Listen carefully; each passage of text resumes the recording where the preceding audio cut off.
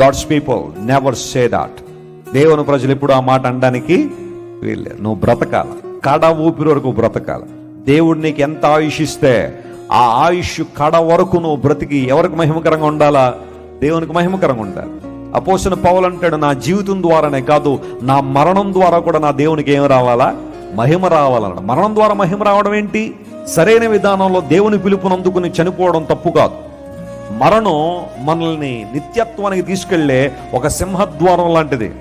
దానిలో ప్రవేశించడం తప్పేం కాదు. ఒకవేళ ఏదన్నా విధానంలో మరణం రావడం అది దైవ చిత్తానుసారంగా అవ్వడం ఇబ్బంది ఏమి లేదు. కానీ నీకు నీవుగా బలవన్మరణానికి పాల్పడినా, నీకు నీవు జీవితాన్ని ముగించేసుకుందామని ఒక చెడు నిర్ణయం తీసుకుని నీ జీవితాన్ని కనుక ముగించుకుంటే ఆ మరణం ద్వారా దేవునికి ఎప్పుడు మహిమ రాదు.